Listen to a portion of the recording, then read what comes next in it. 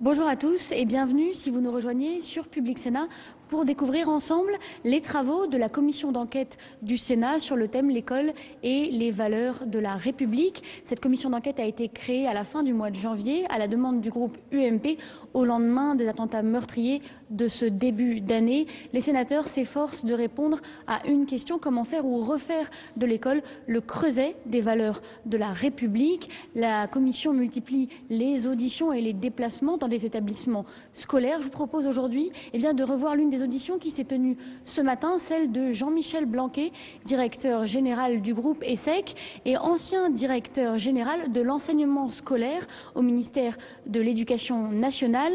Il insiste notamment sur l'apprentissage de la relation à l'autre dès le plus jeune âge et sur l'importance de la relation avec les parents d'élèves. On découvre tout de suite en audition son diagnostic et ses propositions. Mes chers collègues, nous débutons nos auditions d'aujourd'hui en recevant Monsieur Jean-Michel Blanquet, ancien directeur général de l'enseignement scolaire, actuellement directeur général du groupe ESSEC. Comme la loi le permet, votre audition fera l'objet d'un compte-rendu publié dans le recueil des travaux des commissions, qui est diffusé en version papier sur le site internet du Sénat. Docteur et agrégé en droit public, vous avez enseigné à l'université pendant une quinzaine d'années avant d'être nommé recteur de l'Académie de Guyane en 2004, puis de l'Académie de Créteil en 2007.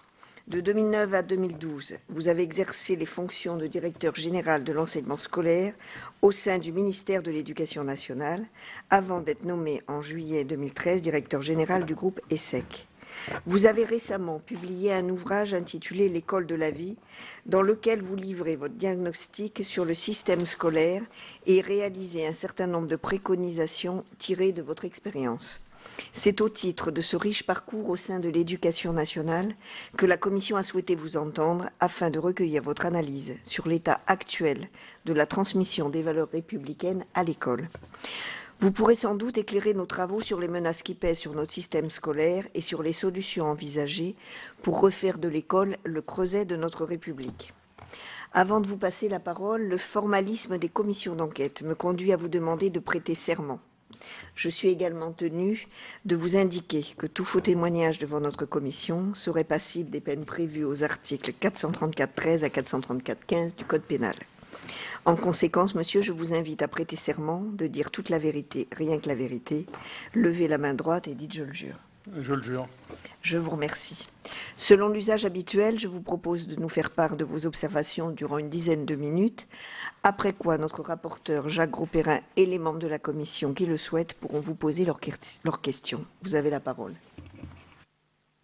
Madame la Présidente, d'abord je voudrais dire que je suis évidemment honoré par votre invitation et heureux de pouvoir partager avec vous quelques analyses, puisqu'il s'agit peut-être du sujet le plus important qui soit, puisque pour toute société, l'éducation est le sujet le plus important qui soit, qui détermine le long terme, qui détermine l'unité de la société.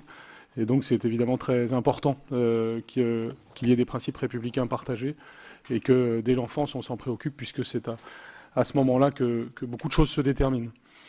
Donc je suis heureux de pouvoir partager ces analyses. Vous avez fait référence à ce que j'ai pu faire dans l'éducation nationale et puis à ce livre « L'école de la vie » où justement je traite un peu cette question, enfin je traite en fait beaucoup cette question soit directement, soit indirectement. Pourquoi est-ce que je dis directement ou indirectement? C'est parce que par définition tout est systémique dans le domaine de l'éducation, c'est-à-dire quel que soit le sujet que l'on aborde, il aura un impact sur le sujet qui est le vôtre aujourd'hui. Autrement dit, c'est multifactoriel. Si, par exemple, je parle du programme de français et d'histoire-géographie, ça a évidemment un impact sur le sujet. Si je parle de la relation avec les parents d'élèves, ce que je vais faire d'ailleurs, c'en a un, etc., etc., etc., de la formation des professeurs, même du statut de l'établissement. Tout est systémique, tout est interrelié. Donc, parler de cela oblige évidemment à avoir une vision d'ensemble, même si je ne vais pas en 10 minutes brosser tout cela. Je partirai donc de l'élève et de son parcours pour dire qu'à mes yeux, on peut considérer que le sujet déjà a deux dimensions. Parce qu'en gros, une dimension de relation à autrui, c'est-à-dire qu'on peut résumer par le respect d'autrui, et puis une dimension de relation à la vie collective, à l'institution, à la République, et qui est donc le rapport à la République, le rapport, mais qui pour un enfant évidemment passe par l'institution qui représente la République, c'est-à-dire l'école. Et ces deux dimensions évidemment sont complémentaires, mais on peut les distinguer. Sur le premier point, c'est-à-dire la relation à autrui, qui évidemment est une autre des façons de définir la morale, qui est la question toujours de respect d'autrui. Ce sujet est aujourd'hui éclairé de manière différente de ce que l'on pouvait savoir il y a encore quelques années. Je crois que c'est important de le dire, ce n'est pas un sujet statique. Il est démontré par les sciences cognitives qu'il y a un potentiel d'empathie de l'enfant qui est extrêmement fort, enfin donc de l'être humain, et que d'ailleurs, si on y prend garde, on peut inhiber ce sentiment d'empathie, et même d'ailleurs, certaines perversions peuvent s'expliquer par ce potentiel d'empathie qui a été inhibé, et inversement, si on tire parti de cela, on peut réussir à faire des enfants de 0 à 6 ans, des enfants qui ont le sens d'autrui, le sens notamment de la capacité de se mettre à la place d'autrui. Je crois que ce point est très important parce qu'il est à la fois pratique et théorique, il est anthropologique et pragmatique.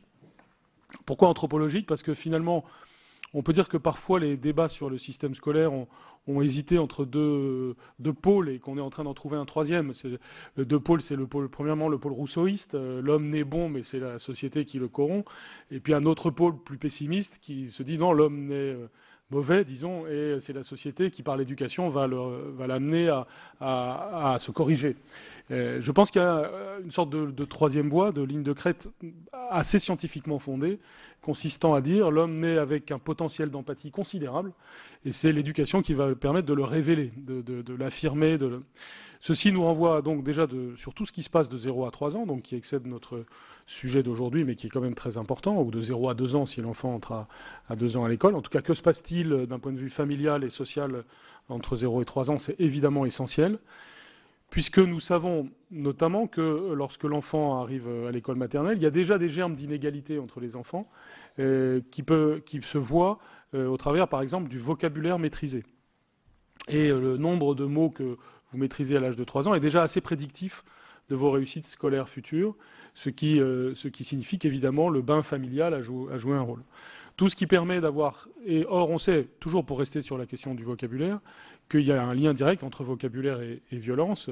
Si vous êtes en difficulté pour exprimer ce que vous avez exprimé, si vous n'avez pas une certaine subtilité de pensée, elle-même liée à votre étendue de langage, eh bien, ceci a un impact sur vos comportements. Et donc, ces sujets-là sont déjà à la base essentiels et supposent d'avoir été pris à bras-le-corps, ce qui suppose donc un programme de maternelle, sujet sur lequel il y a eu de grands progrès depuis une douzaine d'années, il faut le signaler, puisque on souligne souvent les mauvaises nouvelles, mais il y en a une très bonne dans le paysage de l'éducation nationale qui est passée un peu inaperçue, qui est que entre 1998 et 2011, une étude très précise du ministère de l'Éducation sortie l'année dernière montre que l'enfant aborde le cours préparatoire avec plus d'atouts que donc il y a 10 ans. Autrement dit, aujourd'hui, enfin en 2011, un enfant d'employé ou d'ouvrier a autant de chances mesurées par le vocabulaire, la phonologie, etc., qu'un enfant de cadre en 1998. Comme il y a souvent des statistiques pour nous dire l'inverse sur d'autres sujets, je me plais à dire cela parce que on peut le dire que par-delà les gouvernements, par-delà les soubresauts qu'il y a pu y avoir sur le plan politique, il y a quand même eu des continuités de politique éducative, notamment pour considérer qu'il fallait une politique de la maternelle. Une politique de la maternelle, c'est des programmes de maternelle, une vision spécifique de cet âge-là. Et cette vision spécifique, donc, c'est non seulement des programmes assez volontaristes.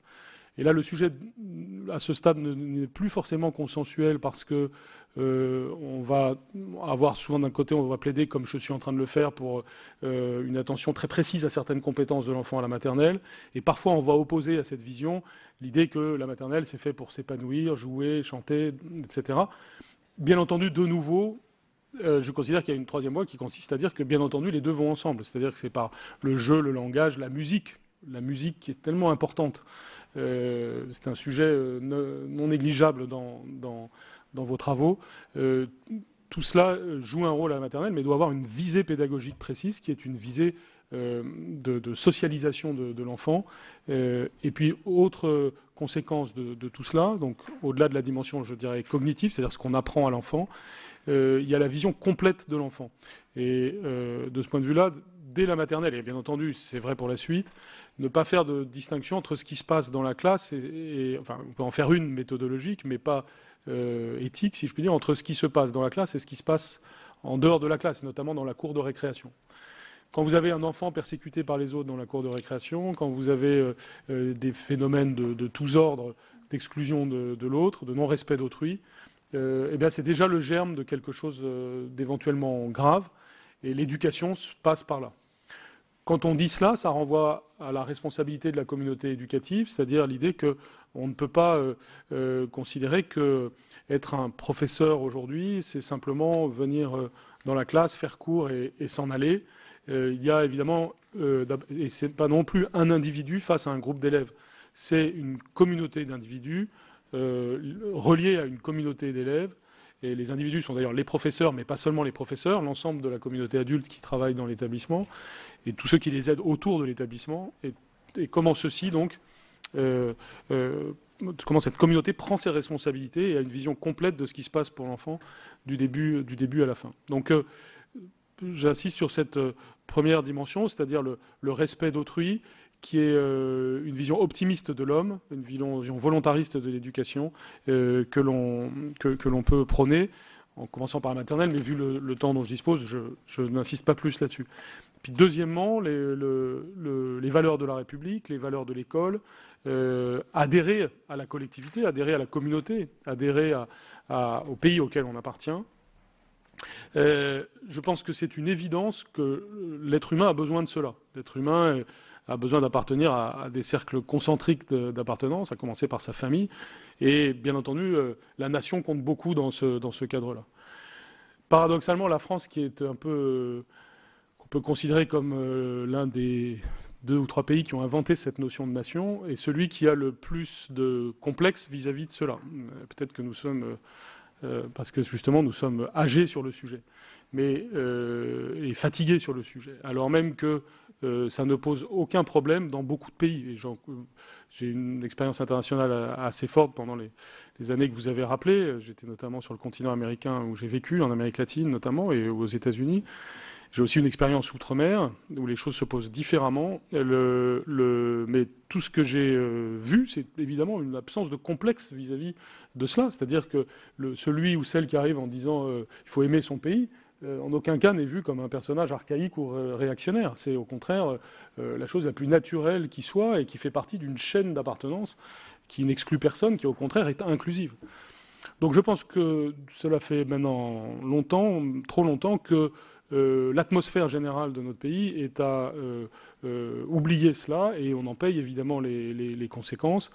Comme recteur, j'ai eu l'occasion très souvent de prendre un chemin inverse et de dire à quel point c'était important. Donc dans le livre, je donne le livre évidemment écrit avant le 7 janvier, hein, donc j'ai pas je pense qu'il n'y a pas besoin d'attendre ce qui s'est passé pour comprendre qu'il y avait un sujet. Dans le livre, un des exemples que je donne, mais c'est un parmi beaucoup d'autres, est celui de la Marseillaise, qui a été donc dans les années 2000, quand il y a eu ces quelques scandales autour du fait qu'elle était sifflée au Stade de France. On avait organisé dans l'Académie de Créteil, entre des enfants du Val-de-Marne, de Seine-Saint-Denis et de Seine-et-Marne, une chorale pour chanter la Marseillaise au début des matchs de l'équipe de France de rugby, en l'occurrence, mais ça aurait pu être de football. Et ça s'est passé, ça a eu lieu. Malheureusement, une seule fois, j'aurais aimé que ça se perpétue dans le temps, mais en tout cas, à la fois l'exercice en lui-même, qui a une nature musicale, avec toutes les vertus que ça représente, mais l'exercice républicain, et ce que ça a signifié ce jour-là dans le stade, quand vous aviez cette centaine d'enfants qui chantaient, il n'y avait pas une seule personne qui a imaginé siffler ça à ce moment-là, évidemment. C'est un exemple parmi d'autres, mais où, évidemment, il faut avoir une vision joyeuse, constructive, optimiste, incluante de la nation, et qui passe par un état d'esprit qui ensuite se traduit par toute une série de choses concrètes. Au travers de cet exemple, je pense qu'on peut dire que la question de l'instruction civique n'est pas du tout un sujet désuet, bien au contraire. Après, c'est la façon dont c'est fait, la façon dont c'est relié aux enjeux de morale, donc une instruction civique et morale qui donc distingue les deux dimensions, mais les relie entre elles, en montrant bien que derrière la question du respect de la République, il y a le respect d'autrui aussi, évidemment, et l'adhésion. Alors, par rapport aux enjeux d'intégration que l'on met souvent en avant sur ces questions, je voudrais d'abord souligner à quel point j'ai vu très souvent que la grande majorité des enfants issus d'immigration, en réalité, adhèrent aux valeurs de la République et sont assez, et surtout très enclins à rentrer dans les logiques positives que je viens d'inciter, mais que ce qui se voit, c'est évidemment la minorité importante de ceux ou celles pour qui ça n'est pas le cas. Et je pense qu'un pays qui n'affiche pas une certaine fierté, une certaine joie dans le fait de faire communauté régulièrement, mais de manière assez naturelle, évidemment ne risque pas de créer ces phénomènes d'adhésion eux-mêmes naturels que l'on a dans son pays. Et si on se compare par exemple aux États-Unis où les conditions des immigrés ne sont pas forcément meilleures qu'en France, loin s'en faut. La fierté qu'on réussit à créer se passe par des éléments symboliques et d'état d'esprit général que l'on pourrait retrouver en France, surtout que ça correspond à une tradition française qui existait bel et bien. Donc c'est pas si difficile que ça de la retrouver, et c'est quelque chose qui évidemment transcende les clivages politiques.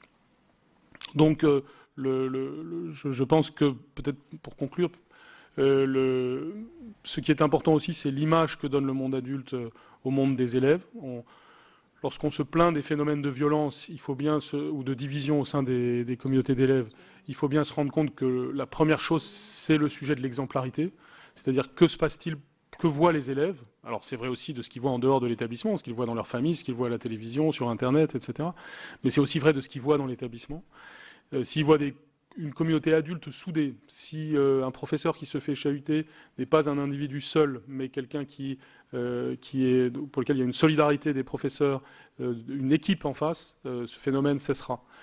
Si c'est juste de l'individualisme dont ils sont témoins au quotidien, tout le temps, sous toutes les formes, évidemment, eux-mêmes cultiveront cela. Et puis, on peut même avoir un danger de basculement d'une société adolescente, supérieure en quelque sorte, se sentant plus forte que la société des adultes. Et là, évidemment, tous les débordements sont possibles. Ça existe parfois. Et c'est aussi cette unité du monde adulte qui est importante dans l'établissement scolaire. Merci pour cet exposé très clair.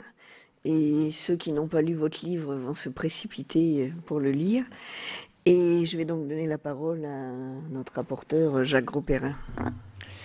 Merci, Présidente. Je voudrais remercier M. Jean-Michel Blanquer d'avoir accepté cette invitation, notre invitation, parce qu'il a toujours, en tant que recteur, mais également en tant que directeur général d'enseignement scolaire, su apporter des solutions novatrices dans beaucoup de difficultés qu'on rencontrait. Et c'est vrai que certains avaient tendance de dire que c'était des petits matins, des petites touches qui faisaient qu'à un moment donné, on pouvait faire évoluer le monde de l'éducation nationale, qui est difficile à faire évoluer, changer, parce que c'est une grosse structure.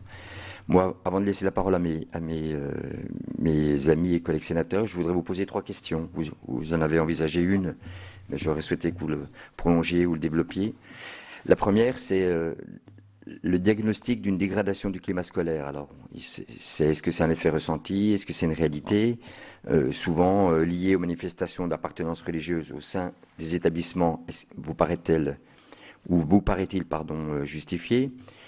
Plus largement, pensez-vous que l'école soit confrontée à une remise en cause de sa mission d'intégration et de formation des citoyens? C'est ma première question. La deuxième, est-ce que les valeurs républicaines, vous l'avez décrit dans vos propos liminaires, mais est-ce que vous pensez que les valeurs républicaines vous semblent suffisamment inculquées à l'école? Est-ce que le contenu des enseignements et l'organisation de la vie scolaire au sein des établissements vous semble-t-il adapté à l'accomplissement de cette mission? Vous avez parlé également, peut-être, si vous pouviez prolonger votre pensée par rapport à l'introduction à la rentrée prochaine d'un enseignement moral et civique. Et enfin, une troisième question.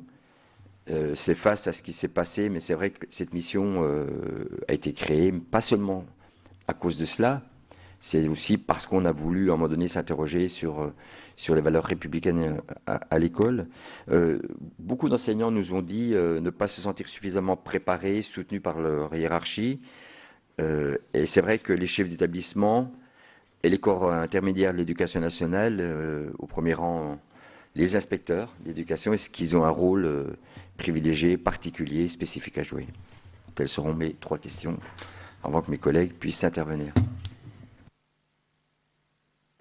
Sur la dégradation du climat scolaire, il y a souvent des études et des chiffres sur ces questions. En plus, moi-même, je ne suis pas en ce moment même au ministère, donc je ne suis certainement pas la personne la plus à même de parler d'une dégradation récente du climat scolaire. Je pense, de façon générale, il y a eu des... On observait certaines dégradations à la fois sur le plan pédagogique et sur le plan éducatif, à mon avis, plutôt vers les années 90, une sorte de trou d'air et depuis on est plus sur un plat, si je puis dire. C'est en tout cas le sentiment que j'ai. Mais ce plat est à un niveau de violence relativement élevé auquel il faut prendre garde. Donc il faudrait documenter ce que je suis en train de dire, l'étayer, mais c'est en tout cas l'analyse que je pouvais faire sur un certain nombre de sujets. Je ne voyais pas au long des années 2000 une augmentation de la violence, mais je la voyais installée à un niveau qui était déjà à regarder de près, même si évidemment il y a toujours une part inévitable de violence dans tout système. Néanmoins, on peut considérer qu'on pourrait faire beaucoup mieux. Est-ce que de ce fait on a des remèdes appropriés par rapport à cela? Là-dessus, je voudrais peut-être souligner deux ou 3 choses. D'abord, l'importance de la relation avec les parents d'élèves. C'est un sujet essentiel. Dans toutes les études internationales, on montre très bien que dans les 3 facteurs principaux de réussite du système scolaire, il y a la relation parents-élèves. Parents-professeurs, pardon. Comment est-ce qu'un système scolaire réussit à associer les parents au système, et surtout, dans quelle mesure y a-t-il convergence des valeurs entre la famille et l'école? Ça a beaucoup été dit après les événements de janvier qu'il ne fallait pas non plus charger l'école de tous les maux de la terre, que bien entendu beaucoup de choses naissaient en dehors d'elle. Et de ce point de vue-là, la communication entre parents et établissements est essentielle. Et ce n'est pas un point fort du système français, on le sait bien, pour des raisons historiques bien connues, parfois, si j'ose dire, pour de bonnes et de mauvaises raisons. Mais le fait est que ce n'est pas un climat de confiance qui existe aujourd'hui. J'ai d'ailleurs l'habitude de considérer que ce mot de confiance est le mot-clé, parce que quand on fait référence au passé, parfois avec nostalgie, à la Troisième République en particulier, et que souvent on répond à cela, mais c'est une vision un petit peu éthérée du passé. En réalité, il y avait beaucoup de difficultés à l'époque aussi. Ma réponse, c'est qu'en effet, le système sous la Troisième République n'était pas idéal. Il y avait plein de choses, plein d'inégalités, plein de problèmes, mais il y avait une chose qu'effectivement on a moins aujourd'hui, il faut le dire, c'est pas du passéisme, c'est la confiance. Et cette nostalgie que nous avons, c'est une nostalgie de la confiance, à mes yeux. Et donc la confiance est un élément clé à restituer, et c'est pour ça que c'est tellement important, le genre de choses que vous faites là, et le consensus qu'on est capable de créer aussi bien localement que nationalement, parce que cette question du consensus d'une société autour de son école, c'est un peu comme les parents vis-à-vis de leur enfant. C'est-à-dire, s'il y a division, ça ne donne pas de bons résultats. Et s'il y a division entre école, société, école et famille, ça ne donne pas des bons résultats. On a fait une expérimentation qui est intéressante et qui est une bonne illustration de ce dont nous parlons, qui a été la mallette des parents. La mallette des parents, c'est en 2009, dans l'Académie de Créteil, 50 collèges où on fait des réunions parents, professeurs, notamment donc en 6e, notamment au premier trimestre, pour familiariser les parents aux enjeux du collège, les devoirs à faire, la façon dont ça fonctionne, comment faire réussir l'enfant, etc. Et c'est l'étude qui a représenté sur le plan scientifique un pas dans la vie de l'éducation nationale, puisque c'était la première fois qu'on faisait quelque chose d'aussi scientifiquement posé, c'est-à-dire qu'il y avait la fameuse méthode de la randomisation, qui a permis de mesurer très précisément l'impact de cette politique.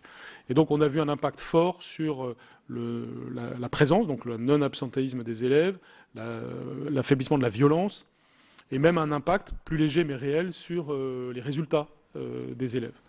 Et c'est fort de cela qu'ensuite, quand j'étais directeur général de l'enseignement scolaire, on l'a élargi à 1300 établissements. Ensuite, on a fait une autre expérimentation en 3e pour l'orientation, ça c'était dans l'Académie de Versailles, toujours pour étendre, et puis relativement récemment, une en cours préparatoire, toujours avec la même inspiration. Et là, je vois que la ministre a déclaré qu'elle envisageait une généralisation de ce dispositif dans le cadre des mesures qu'elle a envisagées. Évidemment, je peux trouver que cela très, très positif. Bien sûr, il faut voir comment c'est envisagé, mais c'est, à mon avis, tout ce qui a trait à cette meilleure relation parents-établissement est bon. Donc, ce facteur-là est à souligner comme étant parmi les plus importants. Je pourrais évidemment en souligner d'autres, mais comme il y a 2 autres questions, je passe à la deuxième question, qui est les valeurs républicaines sont-elles suffisamment inculquées, comment doit être pensée l'organisation de l'établissement et l'enseignement moral et civique. Alors, évidemment, le contenu de l'enseignement moral et civique est fondamental, parce que c'est vrai qu'on peut avoir quelque chose d'un peu artificiel et inutile, ou voire contre-productif si ça n'est pas bien fait. Pour ça, moi, je pense beaucoup à des choses très simples et puis aussi aux vertus de l'exemplarité, mais en particulier à l'école primaire. Alors, on avait, en 2011, sorti une circulaire sur l'instruction morale et civique, que, honnêtement, je trouve qui dit plutôt l'essentiel sur ces sujets-là. Mais ensuite, ce que Vincent Payon a pu affirmer était tout à fait intéressant aussi. Et là aussi, il peut y avoir des continuités de politique publique. Mais en tout état de cause, l'idée était d'avoir, à l'école primaire en particulier, le rappel quotidien de principes moraux que l'on illustre par la vie quotidienne des élèves. Et je pense que là aussi, c'est quelque chose qui se faisait naturellement à l'école, qui est encore pratiqué d'ailleurs par beaucoup d'enseignants, mais ça n'est pas généralisé, ça n'est pas quelque chose d'automatique. Et surtout, quand on dit ça, on a peur de passer pour quelqu'un de nostalgique, archaïque, désuet, ce qui est absurde, c'est littéralement absurde. C'est-à-dire que quand vous êtes parent, vous faites ça, de facto, quand vous voulez éduquer votre enfant, vous faites ce genre de choses. Vous dites, regarde, monsieur qui n'a pas traversé dans les clous, c'est dangereux, et vous faites ce genre de choses. Donc on ne voit pas pourquoi on s'interdirait de le faire en formalisant ça un petit peu, la petite maxime que l'on écrit le matin, le conte à partir duquel on tire une leçon de morale, mais qui crée un moment collectif, un moment un petit peu solennisé pour que les enfants s'imprègnent des principes de respect d'autrui, puisqu'encore une fois, le respect d'autrui est fondamental. Et puis ensuite, dans les âges plus grands, au collège et au lycée, là, je crois beaucoup, personnellement, à rendre plus mûrs les adolescents, à les responsabiliser davantage à partir de l'entrée en 6e. Ma conviction sur ce sujet, c'est qu'on a, dans le passage du CM2 en 6e, une césure qui est toujours soulignée comme un problème, avec les enfants qui ont connu un maître ou une maîtresse unique, les connaissant bien, etc. Puis ensuite, devant un grand nombre de professeurs, pas forcément bien reliés entre eux. Il faut atténuer cela, c'est ce que plusieurs ministres successifs ont cherché à faire, et ils l'ont fait sans doute insuffisamment, mais en tout cas, c'est un sujet qui a un peu progressé au long des dernières années. Mais il faut aussi donc atténuer cette césure et en même temps l'assumer. C'est-à-dire que, puisque c'est ainsi, puisque de toutes les façons, il y a une école primaire et un collège, eh bien, faisons de ce moment une forme d'initiation républicaine pour le préadolescent qui entre en 6e, mais qui est encore un peu enfant, et un adolescent en devenir. Nous sommes dans des sociétés sécularisées où il n'y a plus le sacré au cœur des principes de la République, mais où le besoin d'appartenance est très fort et peut s'exprimer de manière non canalisée, si je puis dire, si la République n'a pas elle-même fait droit à ce besoin de sens. Et donc, On souligne souvent les éventuels problèmes du côté du fondamentalisme religieux, mais il y a aussi tout le phénomène des gangs, tout le phénomène des bandes qui s'organisent et qui sont d'une certaine façon, un peu comme on le voit dans certains pays, par exemple, le cas typique c'est l'Amérique centrale, qui sont en réalité des phénomènes justement d'appartenance. C'est quand la collectivité n'a pas assumé le besoin de sens et de collectivité de l'enfant que la nature ayant horreur du vide, il va y avoir ce genre de phénomène. Donc il faut que le collège n'est pas là que pour dire à 9h tu vas faire du français, à 10h de l'histoire et à 11h des maths. Avec, on sait bien tout ce que ça comporte comme côté artificiel et comme difficulté à faire sens pour beaucoup d'enfants. On a besoin, je pense, au début de la 6e, de rassembler les enfants avec les professeurs pendant un certain temps, en septembre, pour leur expliquer ce qui va leur arriver, que cela fasse sens, qu'on relie les disciplines, que les enjeux moraux et civiques soient explicités, et que les enjeux de devenir adolescent et ensuite adulte commencent à être explicités, qu'on commence à prendre au sérieux le préadolescent, comme le font toutes les sociétés depuis toujours. C'est-à-dire, il y a à un moment donné, à l'adolescence, quelque chose qui doit être un peu solennisé, et nous ne le faisons plus. Et si nous ne le faisons plus, d'autres le font. Donc, ça renvoie aussi à la question de l'organisation de l'établissement. Là, je dirais juste 2 mots pour dire, puisque c'était votre question, que dans mon introduction, j'ai dit à quel point il fallait faire une communauté unie des adultes.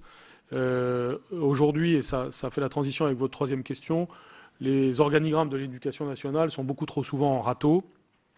En gros, vous avez le chef d'établissement, la salle des professeurs, pour dire vite. Une des clés d'évolution, c'est une gouvernance beaucoup plus collective, un système beaucoup plus partagé, avec des professeurs qui prennent des responsabilités, à tour de rôle éventuellement, et donc qu'on considère que l'équipe de direction, c'est pas une personne, ou 2 personnes, ou même 3, mais 10 personnes qui sont tel professeur devenu doyen des lettres, tel autre devenu responsable des études pour la classe de 6e, tel autre de 5e, de 4e, de 3e. Bref, une vraie communauté responsabilisée qui permet de faire le lien avec l'ensemble des professeurs. Je pourrais faire des développements aussi sur le rôle du CDI dans le futur et comment il pourrait être aussi un lieu beaucoup plus collectif et beaucoup plus épanouissant. Mais en tout cas, une communauté plus soudée, tout simplement. Et là, cette communauté-là donne l'exemple. Ce que je dis n'est ni une utopie, ni une rêverie, puisque ça existe. En réalité, évidemment, et c'est là qu'il y a quand même des éléments d'optimisme, des établissements en France font ça ou tendent vers cela et réussissent. Et l'exemple typique, c'est les établissements français à l'étranger, qui sont des succès considérables, comme on le sait tous. Bon, évidemment, avec des conditions de température et de pression différentes d'autres établissements, mais néanmoins, on voit bien que quand ces fondamentaux-là sont mis en œuvre, ça fonctionne. Alors, la préparation des enseignants et le soutien de la hiérarchie et le rôle des inspecteurs sont-ils adaptés par rapport à tout cela ? Je pense que la réponse est donc non. Sur la formation des professeurs, nous savons bien que nous poursuivons une amélioration qui n'a pas encore eu lieu. Il faudrait en parler longtemps, mais il y a des choses assez schématiques ont pu être dites de tous les côtés sur ces questions.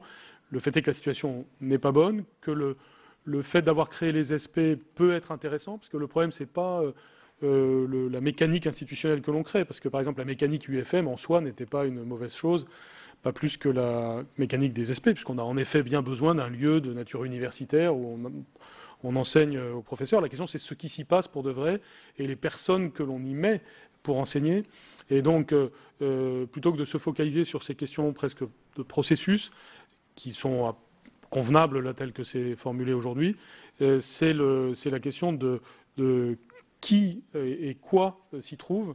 Et là, évidemment, je considère, même si c'est pas toujours apprécié quand je le dis, que c'est ça qu'il faut repenser complètement.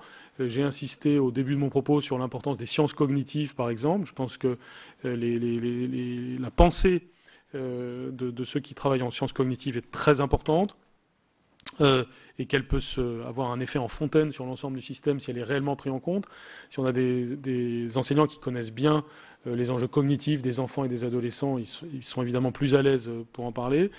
De même, je pense que certains philosophes, anthropologues, qui aujourd'hui ne sont pas tellement étudiés dans les SP, pourraient avec profit être plus étudiés. En tout cas, il y a une sorte de nécessité de repenser ce qui s'y passe sur le fond et le type de personnes qui enseignent. Enfin, toujours pour la formation des professeurs, initiale et continue, le continu est extrêmement important, des praticiens, c'est quelque chose de très important d'avoir des patriciens et des praticiens chevronnés dans ces établissements. Et puis sur le rôle de l'inspection, c'est vrai que aujourd'hui, nous avons une vision totalement infantilisante de notre système. D'ailleurs, c'est peut-être un des mots-clés de l'analyse que j'ai à proposer. On a un système donc infantilisant, de bout en bout, d'un bout à l'autre de la chaîne. Ça va de pair avec ce que je disais sur les organigrammes en râteau. C'est infantilisant ça maintient l'enfant dans l'infantilisation, si je puis dire, et ça maintient les professeurs dans l'infantilisation. D'où les situations paradoxales dans lesquelles nous nous trouvons, où on a un système à la fois très protestataire et en même temps très hiérarchisé, alors qu'on devrait justement avoir l'inverse, c'est-à-dire un système qui responsabilise et qui soit moins protestataire.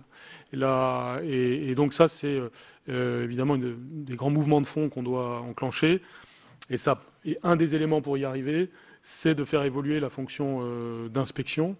C'est dans un sens complètement différent, à la fois pour bien évaluer l'établissement en tant que tel, donc évaluer davantage la communauté, l'évolution collective, encore plus que l'évolution individuelle, et en tout cas l'évolution individuelle, l'avoir dans un sens qui soit constructif pour faire améliorer les choses, en se basant sur les réussites de l'élève, et pas sur une espèce de conformisme attendu, et souvent très artificiel et superficiel, de la part de l'enseignant. Le tout en plus pour une gestion des ressources humaines sans grande marge de manœuvre. Donc tout ça est un système assez stérile aujourd'hui, qui mérite effectivement une grande évolution. Merci beaucoup, monsieur, pour ces paroles vraies, je dirais, parce que c'est important pour nous d'avoir des réponses et des amorces de nouvelles idées. Chers collègues, j'ai déjà une demande, je crois, monsieur Kern. Ensuite, voilà, vous allez prendre les questions, madame Trodelet et monsieur Carl, et madame Pérol-Dumont. Vous prenez toutes les questions pour pouvoir après répondre dans le temps imparti, si je peux me permettre. Merci. Merci Madame la Présidente.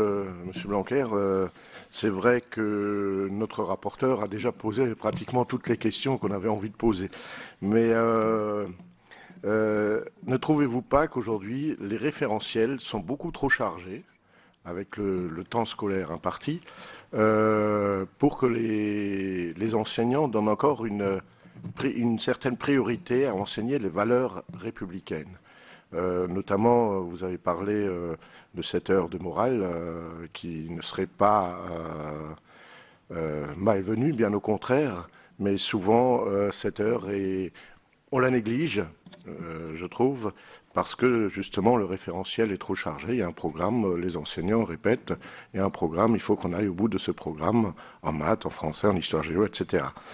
Et puis, comment pensez-vous pouvoir soutenir aujourd'hui les enseignants pour affronter justement cette dégradation du climat scolaire, surtout face aux violences que je qualifierais beaucoup plus de verbales, on ne parle pas des violences physiques, mais les violences verbales des élèves envers les enseignants, sans parler des violences entre eux, au niveau des élèves, et également de la violence verbale des parents. Donc vous avez évoqué la mallette qui, je pense, est une très bonne chose, mais il y a aussi, quelque part, les enseignants sont aujourd'hui désarmés face à cette violence.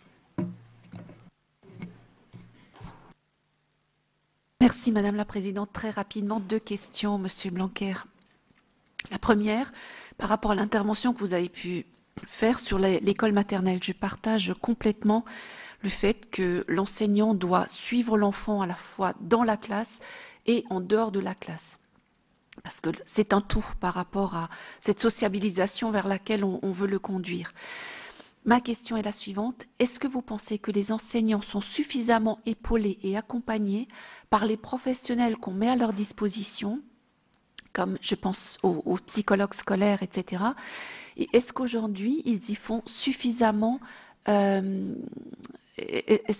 qu'ils demandent suffisamment cet accompagnement? Deuxième question, au niveau du collège, là aussi je partage votre point de vue. L'enseignant aujourd'hui est cantonné dans sa mission d'enseignant dans sa classe. Il y a effectivement un grand travail à faire en dehors, cette communauté de professeurs que vous appelez de vos voeux, qui soit à la disposition des élèves, qui ait plus d'interactivité en dehors de la classe. Est-ce que vous pensez que cela pourrait passer par une augmentation du nombre d'heures, parce que nos enseignants font très peu d'heures dans les collèges, une augmentation du nombre d'heures, bien évidemment avec une rémunération adaptée, mais est-ce que vous pensez qu'on peut envisager ceci dans ce contexte-là?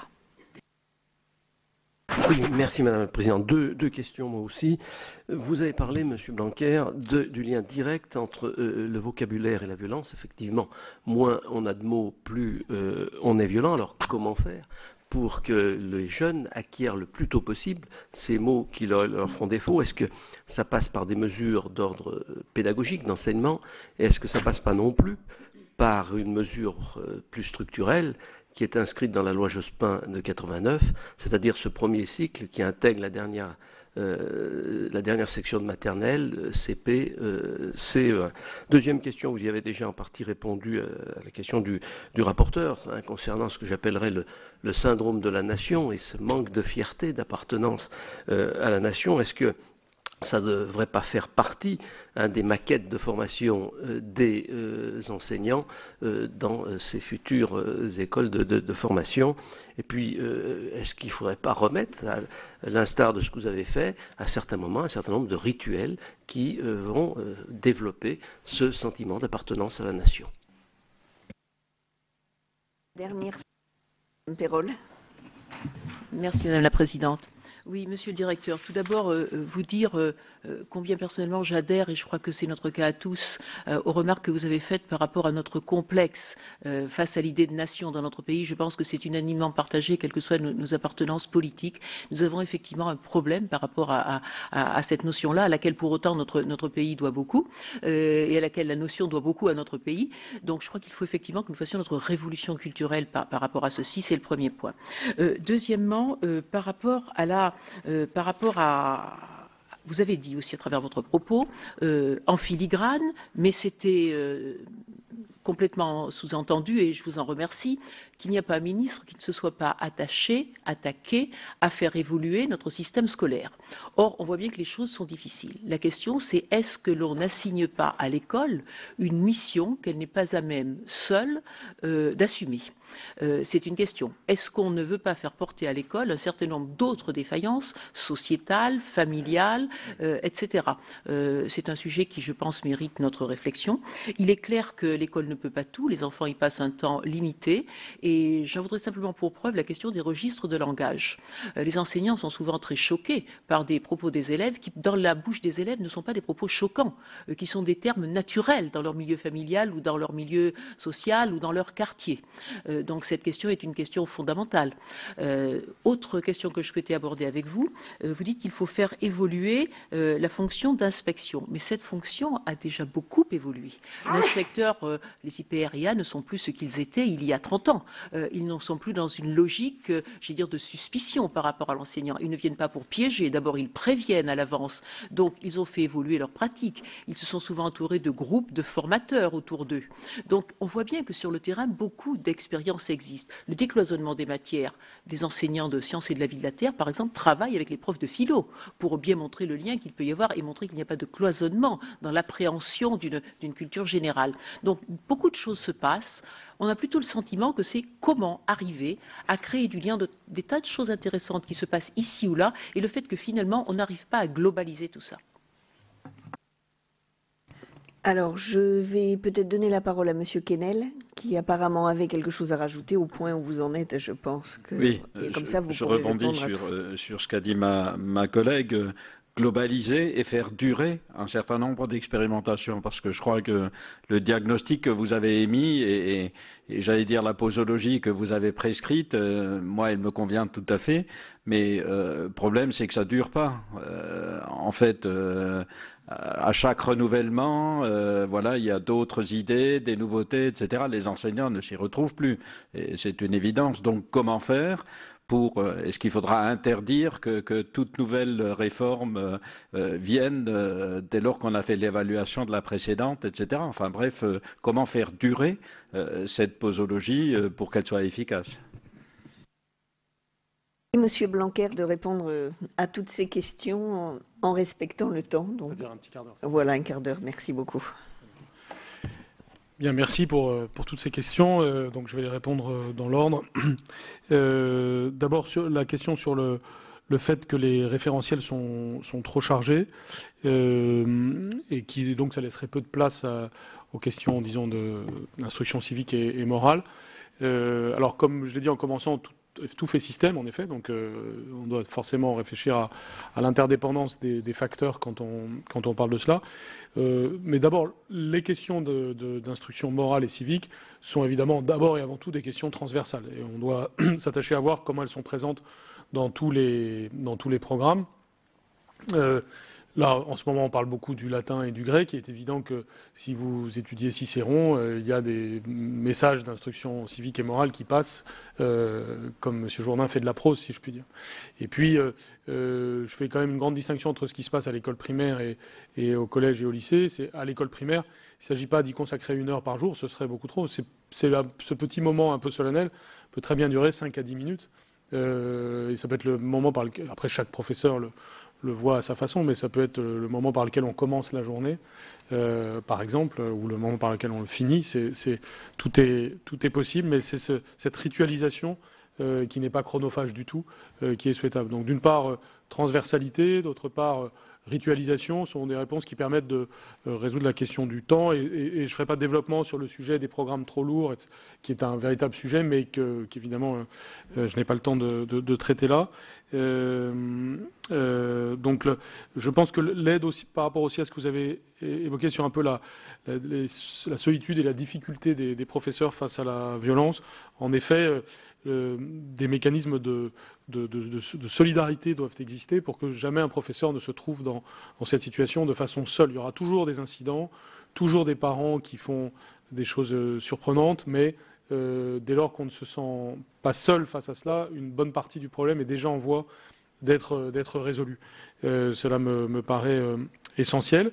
C'est aussi pas seulement le sujet des professeurs, mais de la communauté éducative. Il y a souvent des solutions qui apparaissent quand on est bien articulé avec le tissu social local, grâce à l'ensemble des personnels. J'ai beaucoup d'expériences en tête, à l'esprit en vous disant ça, et j'ai évidemment pas le temps de rentrer dans les détails, mais les solutions existent. Et sur cette question comme sur d'autres, je voudrais, et ça rejoint aussi une question l'une des questions, c'est il y a des endroits où ça se passe bien. Donc on sait qu'il y a des pays où ça se passe bien, il y a des lieux en France où ça se passe bien, à conditions sociales, culturelles et géographiques comparables.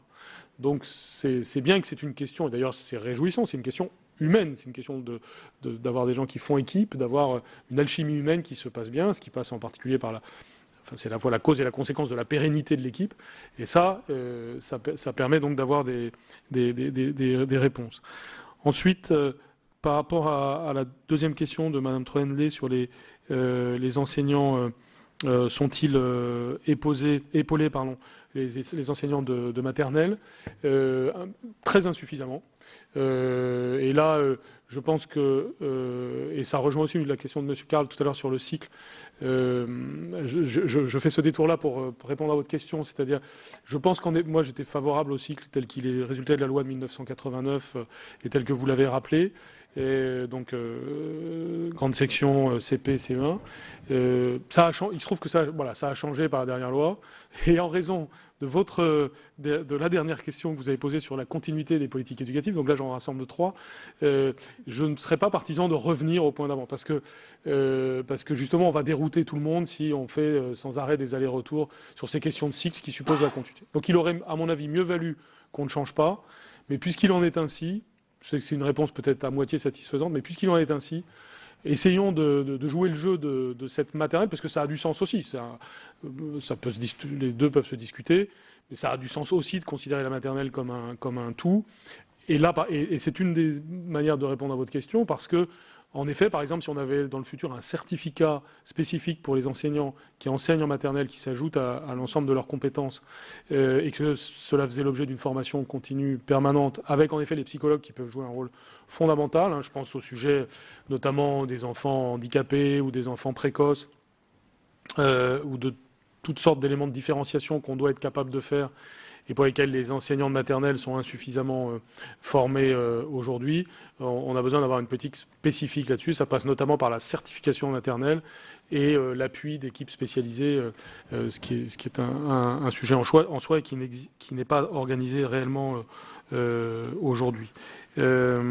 Ensuite, par rapport, toujours Mme Troendlé, à votre question sur le nombre d'heures que font les enseignants, à mes yeux, c'est un sujet qui doit être complètement assoupli. C'est-à-dire que parfois, les enseignants en font trop, parfois ils n'en font pas assez. Ça dépend du lieu dont vous parlez, de la discipline dont vous parlez, des circonstances. C'est des choses qu'on doit pouvoir juger. Et donc, parfois on a parlé d'annualisation du temps de travail pour résoudre ce problème. Moi, parfois, je parle de pluriannualisation du temps de travail. Je vais encore plus loin, c'est-à-dire je considère qu'on doit avoir une approche en ressources humaines, et ça sera dans l'intérêt de tout le monde, ça peut être gagnant pour tout le monde. C'est-à-dire qu'un professeur, à certains moments, pourrait faire beaucoup plus d'heures, à d'autres moments beaucoup moins. Une appréciation pourrait être faite de cela en fonction de ce qui fait qu'ils ne sont pas des heures de classe. Et tout ceci donc, pourrait faire l'objet d'une vision globale à la fois du parcours de l'enseignant et de la vie de la collectivité qui serait très favorable. Si on avait une pluriannualisation, on pourrait envisager des petits moments sabbatiques, même pour les professeurs, pour qu'ils aillent se reformer à certains moments. Si vous mettez 3 mois sabbatiques au 3e trimestre, que vous collez aux vacances d'été, vous avez une vraie période pour se ressourcer, dont parfois certains peuvent avoir tout à fait besoin, et y compris pour apprendre des choses, etc. Donc c'est plutôt cette vision-là que je défendrais. Ce qui est aussi une façon d'éviter de dire les enseignants ne travaillent pas assez, alors que parfois les enseignants, ce que vous n'avez pas dit, mais en tout cas, pour éviter de rentrer dans ces débats qui existent parfois dans le pays, qui ne servent à rien finalement, mais prendre les choses d'un autre côté pour améliorer la vie professionnelle des professeurs et du coup avoir un impact positif sur les élèves, notamment en termes d'implication collective. Ensuite, sur la question de M. Karl sur le vocabulaire, et donc j'ai commencé à répondre sur le cycle. Oui,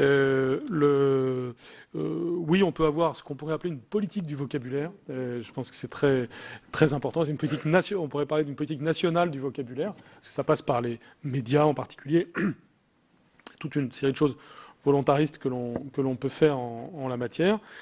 Sur le plan pédagogique, ça peut passer par certaines approches, mais de nouveau, le chant la musique peut jouer un rôle très important, par exemple, dans ce domaine, les contes lus à voix haute, etc.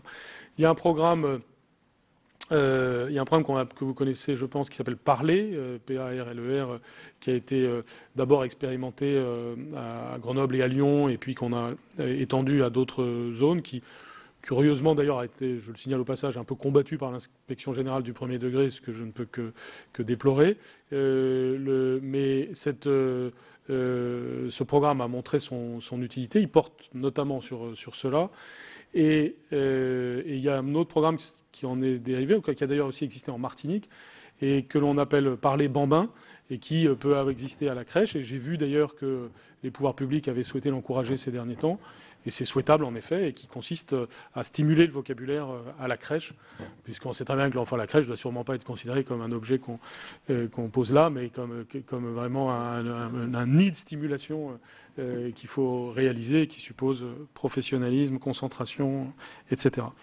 Dans le livre, j'insiste d'ailleurs sur les méthodes Montessori de façon générale pour la maternelle qui vont de pair avec cette question-là.